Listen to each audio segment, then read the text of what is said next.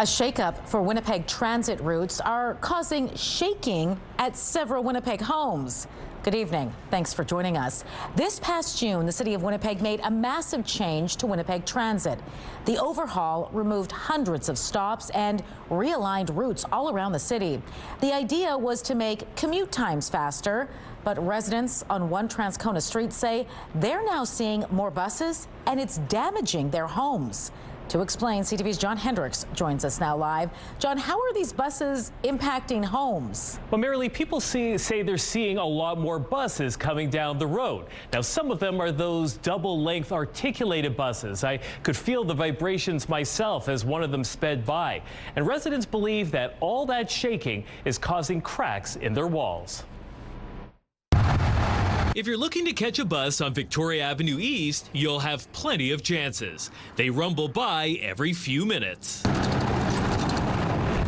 And the bus's frequent presence isn't just being seen in the neighborhood. Residents say it's being felt. We have cupboard shaking, we got a wall shaking, we have seismic damage showing up, we have cracks on this side of the wall. Aaron Ween says the problems began at the end of June, when the city altered bus routes around the city as part of its new transit network.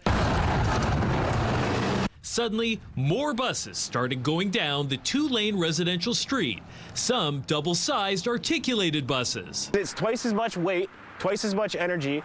Energy Weens and others believe is being transferred into the homes on Victoria Avenue East. The house rattles.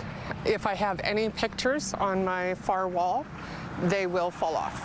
And it wasn't just pictures on the wall reacting to the buses going by. A crack emerged on Jade Ducharme's window, and a crack is now on Aaron Ween's garage. That's new.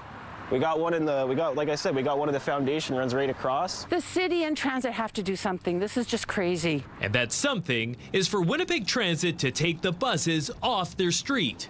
And soon. Maybe they've got too many buses for the frequency there. Maybe they don't have enough, probably too many. But they'll be reviewing that. If they have to remove some of the buses, they will. J.S. Luke says that while the review is ongoing, reducing the speed of the buses on this street could be a short-term solution. If you recall, Transit asked drivers on Arlington to slow down in response to concerns expressed by residents there. Luke says that Transit will be working with the drivers and with residents to sort through all of this. So what is Transit then saying about these concerns, John? Marilee, in a statement to CTV News, a spokesperson tells us in part that our planners did consider sending the FX3 down Pandora Avenue East. However, there are fewer potential passengers on that road, and it's already served by a feeder route.